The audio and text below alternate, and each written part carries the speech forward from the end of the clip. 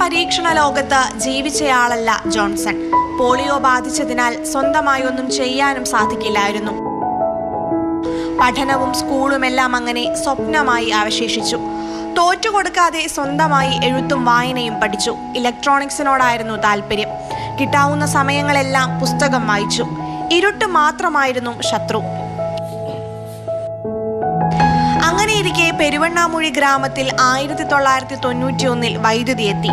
പക്ഷേ കറണ്ട് ഉണ്ടോ എന്നറിയാൻ ടോർച്ച് അടിച്ചു നോക്കേണ്ട അവസ്ഥ. വോൾട്ടേജ് അത്രയ്ക്ക് കുറവായിരുന്നു. അത് പരിഹരിക്കാൻ എന്തു ചെയ്യാം എന്ന ചിന്തയാണ് ജോൺസനെ വിവിധ പരീക്ഷണങ്ങളിലേക്ക് നയിച്ചത്. 2004 ലോകത്താദ്യമായി LED ലൈറ്റ് വെളിച്ചത്തിനായിട്ട് ഉപയോഗിക്കുന്ന ഏറ്റവും വലിയൊരു കണ്ടുപിടുത്തമാണ് ഞാൻ അന്ന് ചെയ്തത്.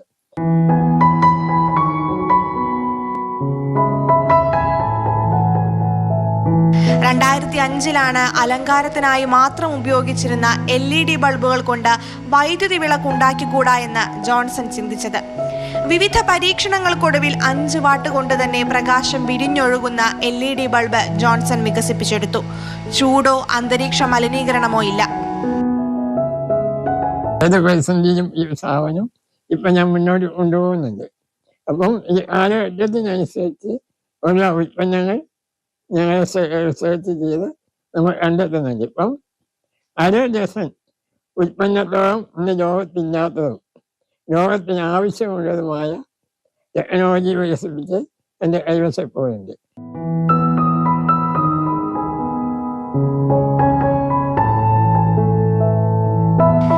വൈകല്യങ്ങളോട് പൊരുതി എല്ലാ ബുദ്ധിമുട്ടുകളെയും അതിജീവിച്ച് സ്വയം മിന്നിയ ജീവിതമാണ് ജോൺസന്റേത്. പരിസ്ഥിതി പ്രവർത്തകൻ കൂടിയായ ജോൺസൺ CF ലാമ്പിൽ ഒളിഞ്ഞിരിക്കുന്ന അപകടം തിരിച്ചറിഞ്ഞാണ് LED ബൾബ് നിർമ്മിക്കാനൊരുങ്ങിയത്. 10 വർഷം മുൻപ് നിർമ്മിച്ച ബൾബുകൾ ഇപ്പോഴും കേടുകൂടാതെ പ്രവർത്തിക്കുന്നുണ്ട്. LED ബൾബ് നിർമ്മിക്കുന്ന കമ്പനിയും സ്വന്തമായുണ്ട്.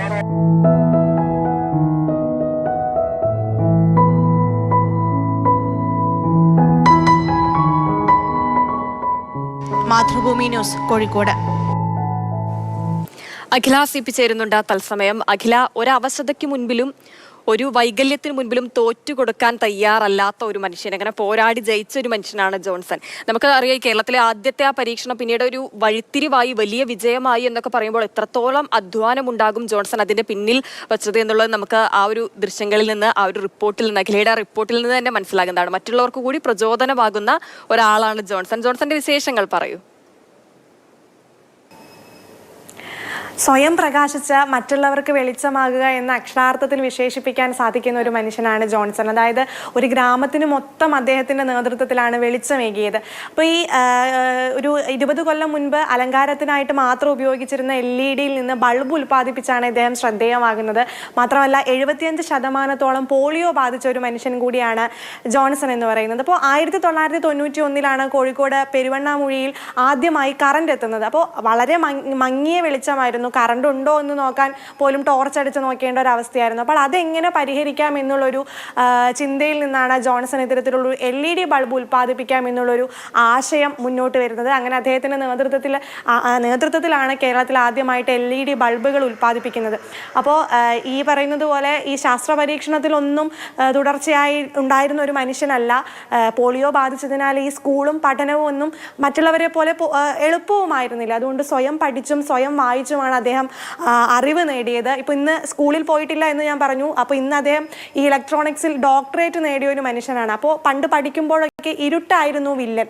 ആ ഇരുട്ടിനെ മറികടക്കാൻ വേണ്ടിയിട്ടാണ് അദ്ദേഹം ഇത്തരത്തിലുള്ള ഒരു നൂതനമായ കണ്ടുപിടുത്തങ്ങൾ നടത്തുന്നത്. അപ്പോൾ വീടിനോടടുത്ത് തന്നെ ഇത് ഉൽപ്പാദിപ്പിക്കുന്ന ഒരു കമ്പനി കൂടിയുണ്ട്.